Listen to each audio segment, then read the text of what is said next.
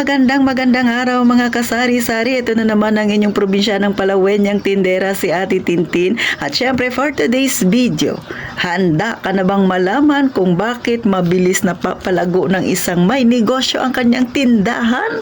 Abay, syempre may simpleng tips dyan si Ate Tintin. Kung gusto mong malaman, huwag mong kalimutan, mag-subscribe ka muna sa akin. Please lang, walang bayad yan. Pakilike na rin ang aking video mga kasari kung nakaka-relate ka. At ito na, umpisa na natin ang real talk at masaya nating chismis. Magandang araw mga kasari-sari. Syempre sa mga bago pa lang sa akin channel, ako si Ate Tintin at syempre pinag-uusapan natin ang problemang pangtindahan. Kung gusto mong malaman yung aking opinion, may gumugulo ba sa iyong isipan, pwede mong i-comment dyan sa baba at ating pagchichismisan mga kasari.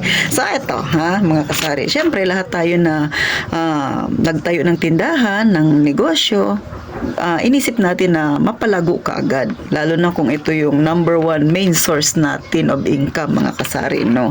So number one dyan, para mabilis mong mapalago, mapalaki, maparami ang laman ng iyong tindahan, ay dapat ito, alam nyo na ito, no? Huwag magpautang. Wala tayong usapan na ay atitin kasi ganito, kesyo ganyan, wala ha. Huwag magpapautang. Yun lang yun, ha? Tuldok. Huwag ka ng maraming rason pa. Kung may magsabi sa akin na atitin, nagpautang ka nga. Kaya nga, nadali nga ako dahil masyado akong mawain, nagpautang ako tapos tinakasan ako. Kaya huwag kang magpautang, mga kasari.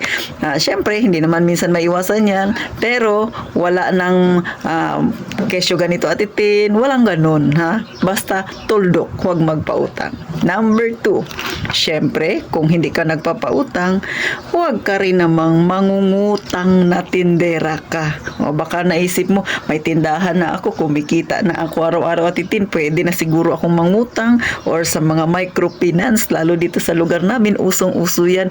Huwag mong subukin, masisira ang diskarte mo. Baka mamaya sumbatan nyo ako, ikaw nga titin, may utang ka. May utang nga ako. Pero yung utang kasi mga kasari ay dalawang klase yan. Isang utang na nakakabuti at isang utang na hindi. Ako, nangutang ako kasi medyo matagal na ako sa pagtitindahan. Kumbaga, inugat na ako sa pagtitindahan. So, nangutang ako kasi may rason ako, pandagdag, diba?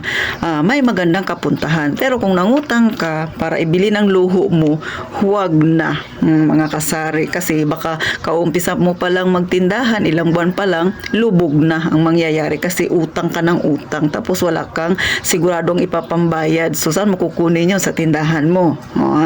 Kaya iwasan ang magpautang, iwasan din ang mangutang, tindera ka. Number 3, ugaliin natin sa gabi pa lang, pagkasara mo ng yung tindahan, dapat may itatabi ka ng panukli para sa kinabukasan na pagbubukas mo ng tindahan.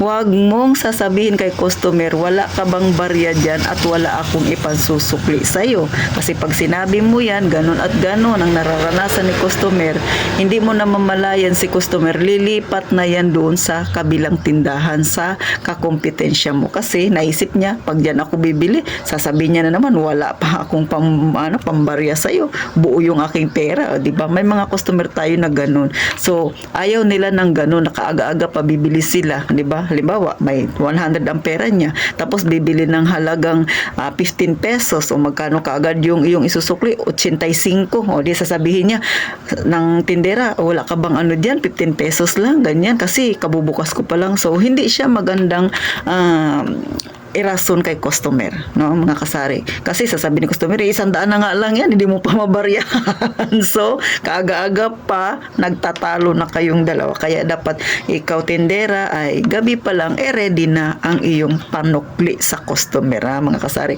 So, ako dati, ganyan din nung nag-umpisa ako, syempre wala pa akong mga barya-barya. So, ang ginawa ko, hanggang gabi, yung mga 10 piso, 5, so tinatabi ko, tsaka 20. So, bago ako magbukas ng ng tindahan, gabi pa lang may nakahanda na akong panukli, barya at saka mga bills, di ba? Bagamat sa 500 ay wala pa talaga akong pambarya kasi kaumpisa ko pa lang nung nagtitindahan ako. Syempre wala pa akong hawak na pera dahil lahat nasa aking paninda, mga kasari.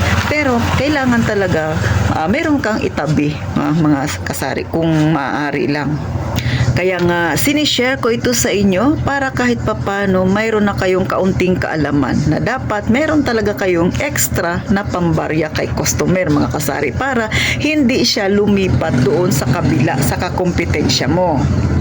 Next, syempre, pang-apat, abay, iwasan mo na si customer katok ng katok sa tindahan mo, tapos ang tagal-tagal mong lumabas o kaya laging walang tao ang iyong tindahan. O kasi atitin, okay lang na iwan-iwanan ko yung aking tindahan kasi naka-screen naman, di ba? Hindi naman mananakawan.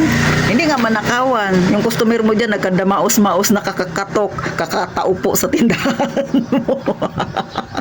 Kaya pag nasasawa na si customer, lilipat sa kabila. So sino ang nawalan, 'di ba? Ikaw na tindera ka, kay hindi mo man binantayan ng tindahan mo. Ba't ka pa nagtindahan, ayaw mong bantayan ng tindahan mo? Sa totoo lang, si Ate Tintin, naging sakit ko rin yan dati, no? Kasi nga mag-isa lang ako. So, syempre, yung tindahan ko dyan open lang. Tapos, ang CR namin kasi sa labas, di ba? Minsan, may naririnig ako, tao po, nasa CR ako, sisigaw ako, sandali lang.